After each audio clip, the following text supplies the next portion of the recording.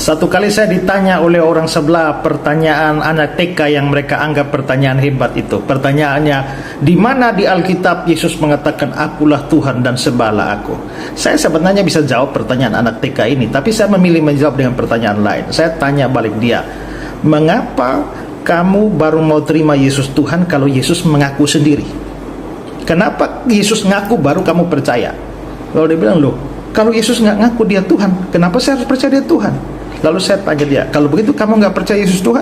Ya, saya tidak percaya Yesus Tuhan. Lalu saya nanya, di mana Yesus pernah mengaku, aku bukan Tuhan, jangan sembah aku? Pernah? Coba tunjukkan ayatnya. Yesus bilang, aku bukan Tuhan, jangan sembah aku. Nggak pernah kan? Kalau nggak pernah, kenapa kamu tidak percaya dia Tuhan dan mengatakan dia tidak boleh disembah? Coba kamu mikirlah.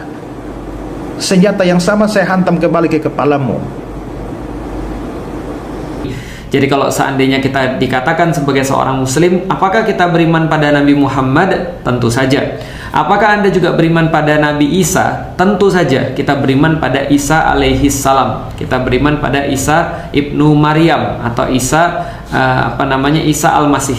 Itu kita beriman kepada Isa al-Masih sebagaimana kita beriman pada Musa. Sementara sebagaimana kita beriman pada Daud, beriman pada Sulaiman, beriman kepada ya semua nabi-nabi yang sudah kita ketahui di dalam Al-Quran itu ada 25. Di antara 25 nabi dan rasul ini pun kita mendapati ada nabi-nabi yang cukup khusus, nabi-nabi yang lebih daripada nabi-nabi yang lain, yaitu adalah nabi yang memiliki gelar ulul azmi.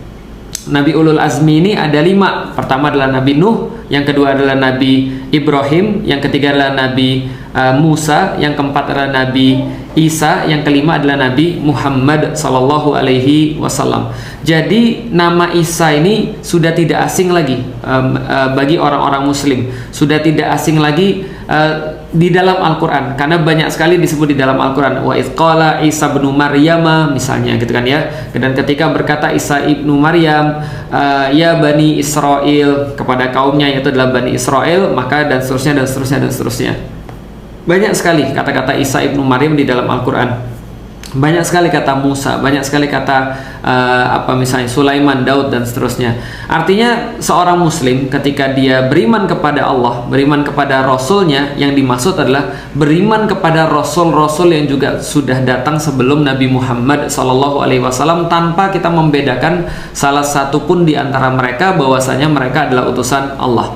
Nah, polemik pertama teman-teman sekalian, sering sekali ketika saya bilang bahwasanya dalam forum-forum Isa ibnu Maryam itu kalau misalnya di kita sekarang namanya Yesus Kristus. Nah, itu orang pada protes. Oh, beda. Isa dan Yesus itu orang yang berbeda. Nah, ini perlu kita jelasin. Jadi gini ya teman-teman sekalian. Pertama-tama teman-teman harus tahu bahwa yang namanya bahasa itu kadang-kadang ada yang sama artinya tapi pengucapannya berbeda. Misal kalau kita lihat ya, kalau kalau di Indonesia saja, bahasa Jawa sama bahasa Sunda itu kadang-kadang ucapannya beda tapi artinya tetap sama. Misal kalau di Jawa itu Joko, kalau di Sunda itu Jaka. Ya sama aja, tinggal O-nya diganti A.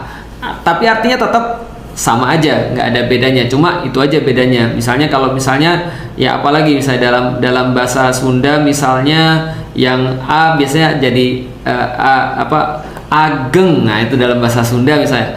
Kalau dalam bahasa Jawa ya agung gitu misalnya. Itu perbedaan pengucapan saja, tapi sebenarnya artinya tetap sama. Ada lagi misalnya bagi orang Melayu ada yang belakangnya ada yang belakangnya o gitu kan ya. Tapi itu sama aja. Nak kemana misalnya, itu kalau misalnya di daerah-daerah yang dekat-dekat Malaysia ya, Riau gitu misalnya, atau misalnya ya daerah-daerah yang itulah dekat-dekat sudah Malaysia.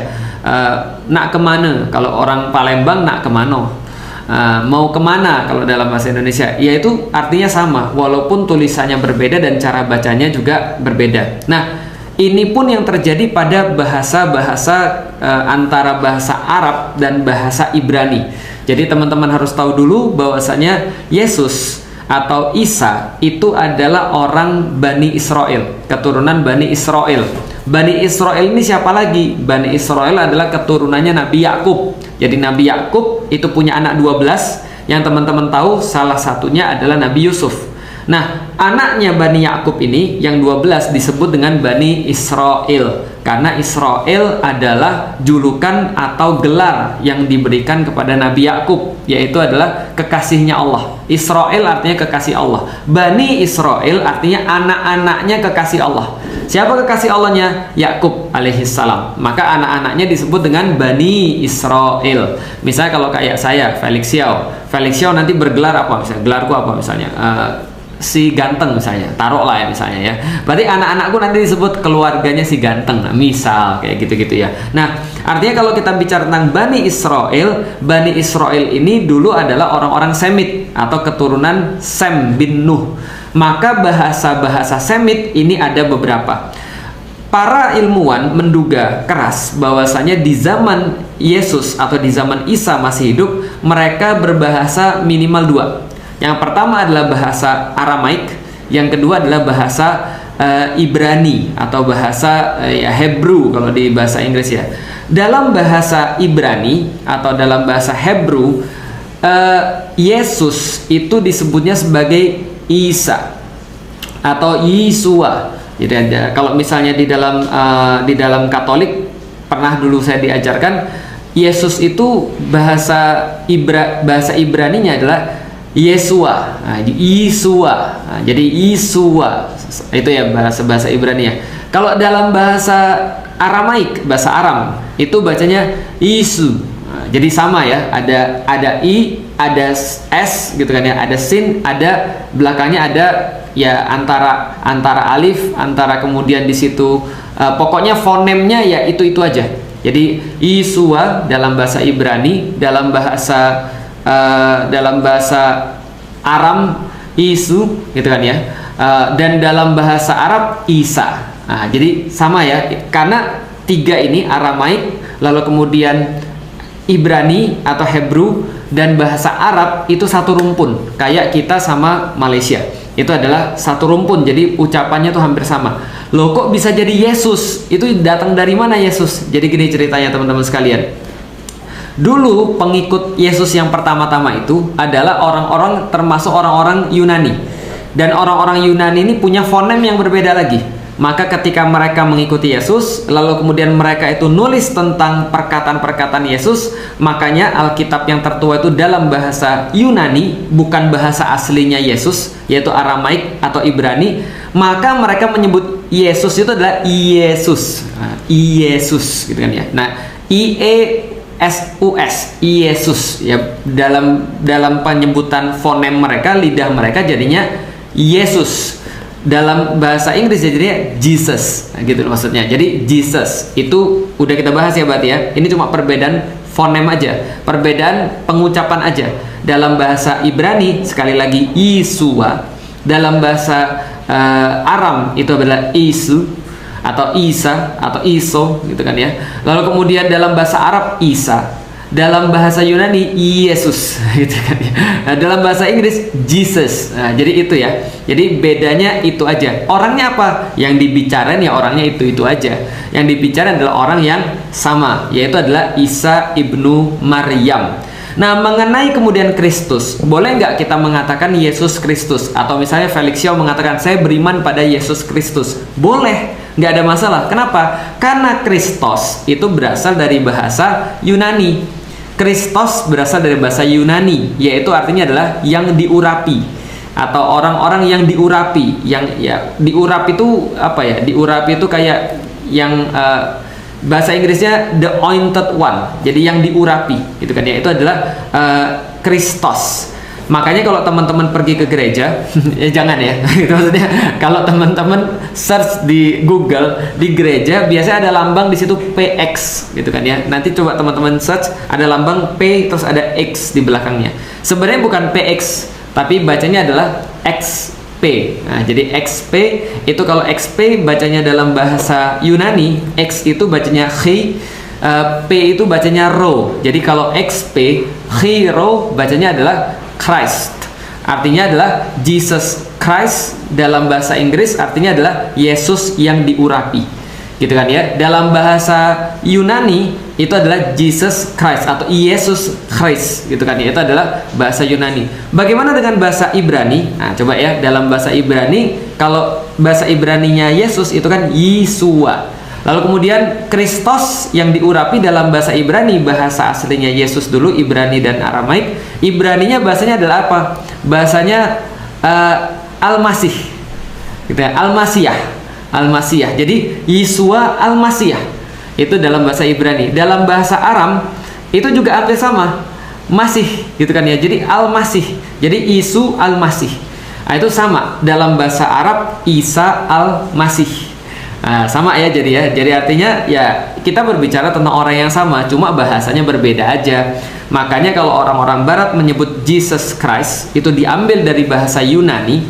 Kalau kita menyebutnya Isa Al-Masih, yaitu diambil dari bahasa Arab. Kalau dalam bahasa Ibrani Yeshua Al-Masiyah, gitu kan ya. Atau misalnya dalam bahasa Arab Isu Al-Masih, sama. Artinya ya itu adalah satu rumpun, beda-beda pengucapan aja, tapi kita berbicara tentang orang yang sama. Maka Moses dan Musa adalah sama. Maka Aaron dan Harun adalah sama. Maka Zakhari dan Zakaria itu sama. Maka John dan Yahya itu sama. Jadi kalau misalnya teman-teman tahu John Wick gitu kan ya, itu kalau misalnya di dalam bahasa Arab itu Yahya Wick gitu kan ya. Jadi kira-kira gitulah.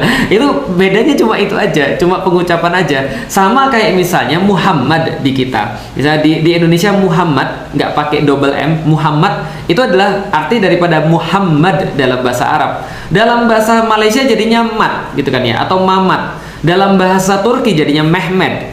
Ya itu nggak ada masalah. Kenapa? Karena ia berasal daripada kata yang sama, cuma perbedaan cara pengucapan. Karena orang Cina tentunya lidahnya beda dengan orang-orang Jawa. Orang Jawa bedanya dengan lidahnya beda dengan orang-orang Eropa. Tapi intinya adalah kita berbicara tentang orang yang sama. Maka kita bicara tentang Ibrahim dalam bahasa Arab, yang di sono berbicara tentang Abraham. Kita berbicara tentang Maryam, di sana berbicara tentang Mary, gitu kan ya. Kita bicara tentang Yusuf, di sana bicara tentang Joseph. Ya sama, intinya adalah orang-orangnya sama. Kalau begitu bagian yang mana yang nggak boleh? Bagian yang tidak boleh di dalam Islam, karena Islam itu sebenarnya sama dengan agama-agama yang sebelumnya, agama-agama samawi. Maka ketika kita berbicara tentang orang tadi, orangnya sama. Yang nggak sama apa?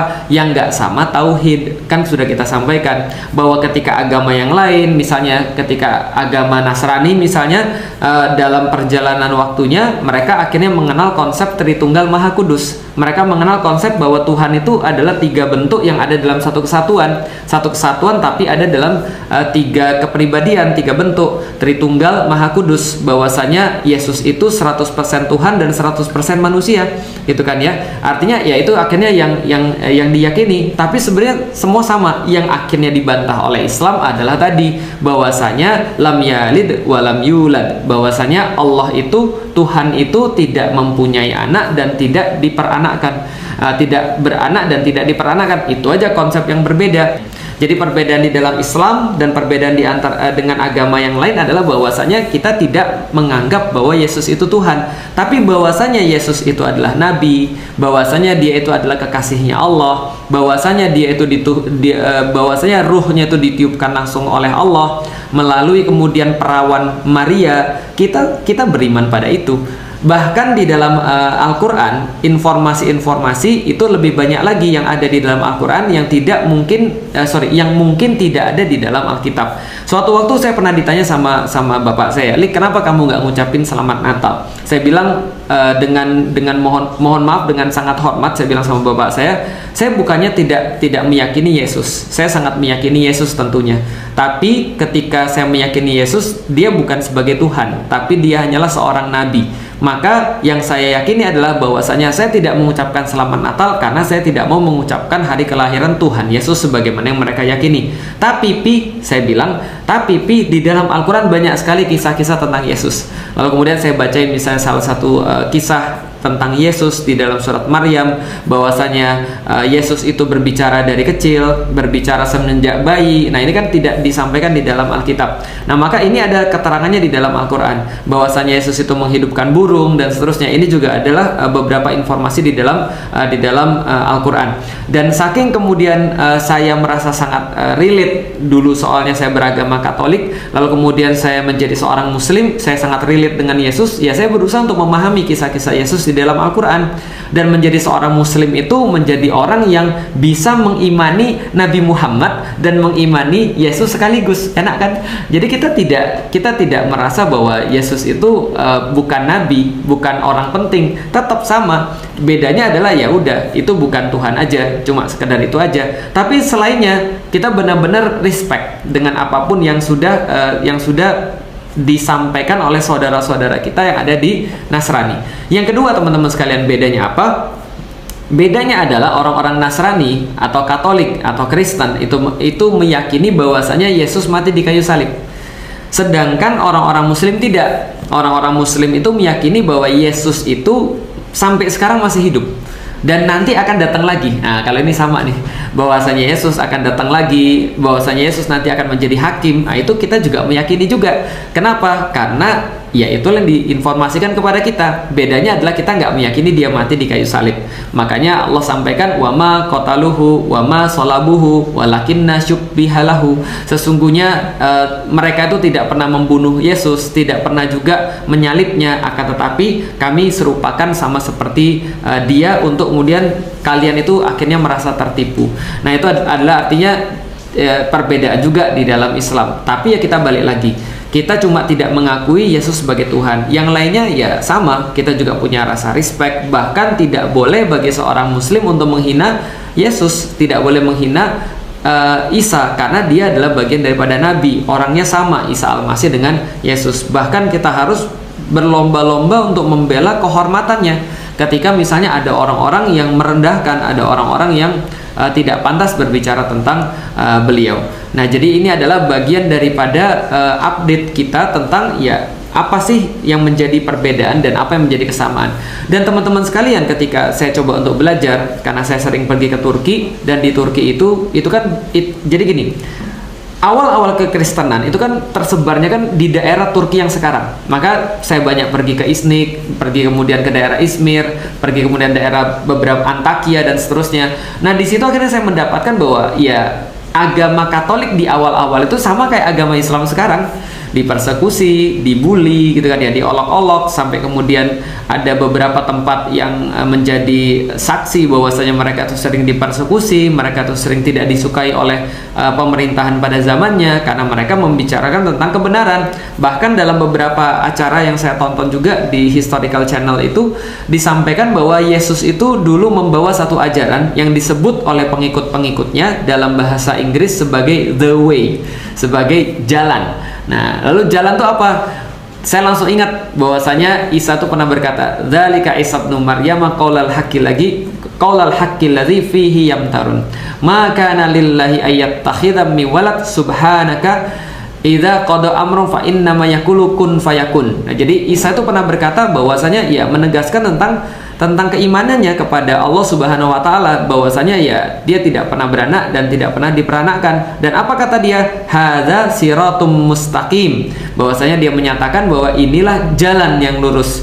Mungkin itulah yang dipahami oleh pengikutnya, yang akhirnya dipelajari oleh pendeta-pendeta, yang dikatakan ajarannya disebut dengan the way, sebuah jalan. Jadi artinya Yesus itu mengajarkan jalan yang lurus, hadza siratum mustaqim. Dan ini juga disebutkan oleh Allah di dalam Al-Quran surat Maryam, bahwasanya ketika Yesus itu mengajarkan sesuatu, ketika dia bahkan berbicara dalam keadaan masih bayi, yang dia katakan adalah hadza siratum mustaqim. Jadi bahwasanya tidak pantas Allah itu diperanakkan, bahwasanya Allah itu tidak pantas untuk diserupakan, maka dia katakan ikutilah aku, ini adalah jalan yang lurus. Nah, jadi itu kira-kira teman-teman sekalian. Jadi ya udah, kalau kita sudah tahu apakah kemudian Yesus itu adalah nabi, jelas bagi kita Yesus adalah nabi. Walaupun saudara-saudara kita misalnya dari Nasrani, mereka tetap meyakini itu adalah Tuhan.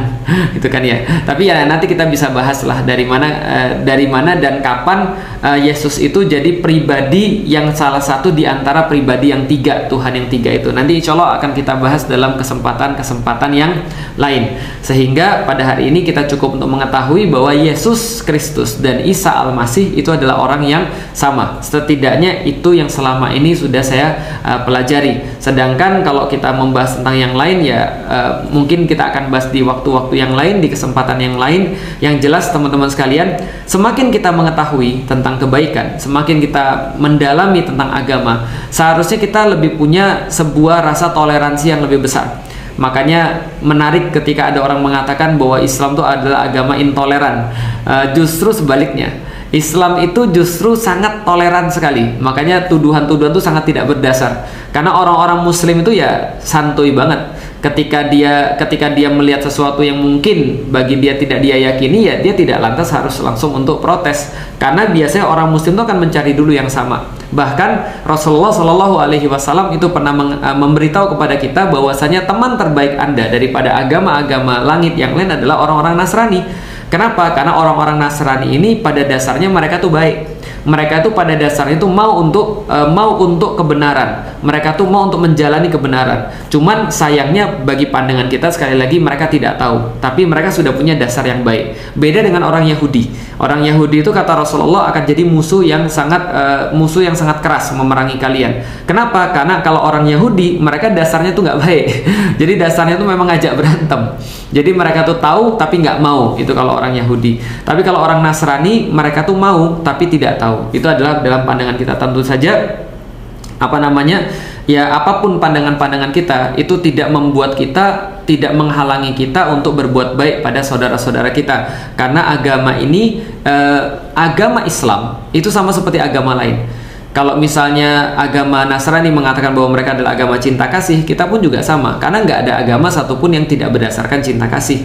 Maka ya sama ketika kita melihat ada orang-orang yang berbeda pendapat dengan kita, ada orang-orang yang mungkin tidak sama pendapatnya dengan kita, yang kita kedepankan adalah rasa cinta kasih. Karena kalau seandainya kita tidak mengasihi, kita tidak mencintai orang, lah bagaimana kita mau untuk mengajak dia kepada kebaikan, untuk mengajak dia kepada kebenaran, atau bagaimana mungkin dia mau untuk diajak kepada kebaikan, untuk diajak pada kebenaran.